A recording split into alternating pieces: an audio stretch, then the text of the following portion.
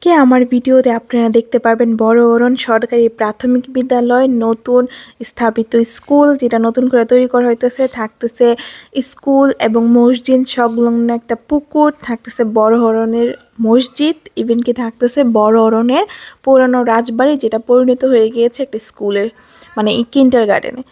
আরও থাকতেছে সরিষা ক্ষেত। তো চলেন পুরো ভিডিওটা আমরা দেখে আসি। হ্যালো এভরিওয়ান, আসসালামু আলাইকুম, কেমন আছেন আপনারা সবাই?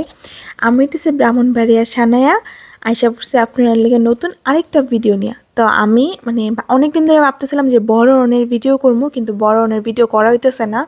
আমার ভাবির বাবার বাড়ি হইতেছে গিয়ে বড় অরণ। তো ভাবলাম যারা যারা বড় অরণের ভাইরা আমার প্রবাসে আছে তারা তো জানে না যে বড় অরণের আরও কত কিছু পরিবর্তন হইতেছে, তো তাদের জন্য একটা ভিডিও বানাই ফেলছি। এখন আমি বর্তমানে বড় অরণ সরকারি প্রাথমিক বিদ্যালয়ে আছি, যেটা স্থাপিত হয়েছে 1940 খ্রিস্টাব্দে। আর এখানে আবার নতুন করে আরেকটা কিন্তু স্কুল করা হইতেছে। যাই হোক, আমি ঘুরা টুরা দেখতেছিলাম, যদিও বন্ধ ছিল এই জন্য আমি দেখতে পারতেছিলাম। ওই দিন কী বার আসলাম জানি না। আর আমি একটুখানি দুষ্টামি যদি না করি এটা কি হইতে পারে কোন, আর এই ভিডিওতে একটু বেশি দুষ্টামি করছি। তো সবাই আগে ছোট্ট একটা রিকোয়েস্ট করলি, যারা আমার ভিডিওটা দেখতেছেন তারা কিন্তু অবশ্যই আমার পেজটা ফলো দিবেন, ইউটিউব থেকে দেখলে সাবস্ক্রাইব করবেন, আর অবশ্যই কিন্তু আমার ভিডিওগুলো লাইক কমেন্ট শেয়ার করে সাথে থাকবেন। ইদানিং কিন্তু আপনারা এটা করতেছেন না, আমি বললাম অনেক বেশি কষ্ট পাইতেছি। অসুস্থতা নিয়ে আমি ভিডিও করতেছি আপনারা লেগে। আর এটা হইতেছে নতুন স্কুলটা যেটা নতুন করে স্থাপিত হইতেছে। এটা হওয়ার পর আমি আপনারা যদি আপডেট দেখতে চান আমার দেখাই দিন। আর এর হইতেছে গিয়া মানে অনেক বড় একটা পুকুর, যেটা হচ্ছে গিয়া মসজিদ আর স্কুল সংলগ্ন দুইটার মাঝখানে। পুকুরটা অনেক সুন্দর, আমি জানি অনেক ভাই বোনের এনে হয়তো অনেক স্মৃতি আছে, এর লেগে আমি ভালো করে পুকুরটা দেখাই দিছি, যদিও আমরা এটার ফুসকুনি কই। তো যাই হোক, সুন্দর করে আমি আপনারা দেখাই নিছি। কার কি স্মৃতি আছে অবশ্যই কিন্তু কমেন্ট করে জানিয়ে দিবেন।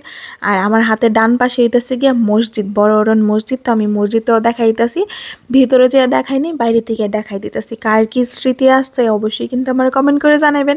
আর কারা কারা বড় অরণ থেকে দেখতেছেন সেটাও কমেন্ট করে জানাবেন। আর এটা হচ্ছে নতুন স্কুলটা, আর এটা হচ্ছে বড় অরণের রাস্তা। তো এখন চলেন আমরা একটু সামনের দিকে আগাই। সামনের দিকে আগাই এখন আমরা যাম হইতেছে কি একটা পুরানো রাজবাড়ির মধ্যে। তো আমরা এই তো গাড়ি নিয়ে যেতেছি সামনে আগে। আর এই জায়গাটাতে যাইতে আমার ভয় লাগতেছিল ভাই, যদিও জায়গাটাতে এখন একটা নতুন কিন্ডার গার্ডেন করছে যেন বাচ্চারা পড়ে, কিন্তু জায়গাটা দেখতে এত ভয়ঙ্কর আমার যাইতেই ভয় লাগতেছিল। তো কেরা জায়গাতে গেছে, জায়গাটা দেখতে কিন্তু অনেক সুন্দর আছিল। আরও একটা মজার বিষয় হইতেছে গিয়া রাজবাড়ির একটা অংশ নিয়ে তারা হইতেছে খুব সুন্দর করে একটা কিন্ডার গার্ডেন তৈরি করছে, নাহিদ কিন্ডার গার্ডেন, যেটাতে ছোট ছোট বাচ্চা ছেলেমেয়েরা লেখাপড়া করে। আর আরেকটা অংশ কিন্তু পুরো একদম রাজবাড়ির মতোই দেখতে লাগতেছে, ওইটাকে কোনো পরিবর্তন করা হয় না, কোনো রং করা হয় নাই। দেখেন এই জায়গাটার মধ্যে মানে খুব সুন্দর সুন্দর অ্যাস্থেটিক কিছু ছবি আইতো, কিন্তু আমি আর ডরে বেশিক্ষণ থাকি নাই, ছবিও তুলি নাই। জায়গাটা একটু দেখতে অন্যরকম হইলেও কিন্তু দেখতে মানে ভিডিওতে অনেক বেশি সুন্দর লাগতেছে, বাস্তবে আমার কাছে দেখতে অনেক সুন্দর লাগছে। আর এদিক দিয়েও আরেকটা পুকুর আছিল যেটা সিঁড়িটা ভাঙ্গা ছিল, আমি ভাবছিলাম নিচে নামবো, আমি আর ভয়ে নিচে নামছি না। আবার এনে একটা বড়ই গাছ আছিল, বাট যদিও কোনো বড়ই আসছিল না। তো যাই হোক গাদে, আমি আবার আপনার করতেছি কারা কারা আমার ভিডিওটা পুরোটা দেখছেন তারা অবশ্যই কিন্তু কমেন্ট করে জানাবেন। আমার ভিডিও যদি ভালো লাগে তাহলে লাইক শেয়ার কমেন্ট করে সাথে থাকবেন। আর আপনারা কোন কোন গ্রামের ভিডিও দেখতে চান ওইটা কিন্তু আপনারা জানাবেন। তো চলেন এখন এখানে অনেক ঘোরাঘুরি হয়েছে, এখান থেকে আমরা জায়গা মানে আমার ফুটেছে আমি ভাবছিলাম যে কম আছে, বাট তারপর অনেক আসছিল। তো এখন যেহেতু বড়ির সিজন, তো আমি বড়ির গাছ দেখে টপ করে নেমে গেছি পারতাম, কিন্তু এত ছোটো ছোটো বড়ি আসলো এটি হাওনের মতো না দেখেন।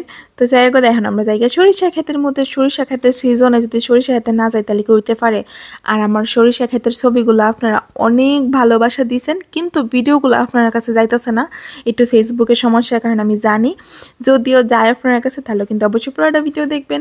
আর এখানে সরিষা ক্ষেতে এত সুন্দর আসছিল, আর এটা আসলে একটুখানি মানে লালপুরের রাস্তার দিকে, যদিও আমি লালপুর গিয়া ভিডিও করছি।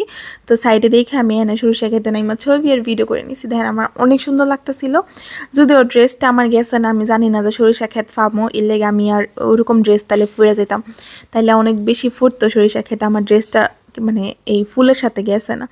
তারপরেও আমি সুন্দর, আমি কিন্তু মানে তাদের কোনো ফুল টুল কিছু নষ্ট করি না, শুধু হাতে যতটুকু দেখতেছেন এতটুকুই, আর আমরা কোনো ফুল নষ্ট করি না। এখানে ভাইয়া ভাবির ছবি তুলবার লিগে কইতেছিলাম, হেরা পোজ দিব কি, হেরা হাসতে হাসতে অবস্থা শেষ। আর আমি দেখেন হাতে ছবি নিয়ে ফুল মানে ফুল কি কইতেছি, হাতে ফুল নিয়ে ছবির জন্য রেডি।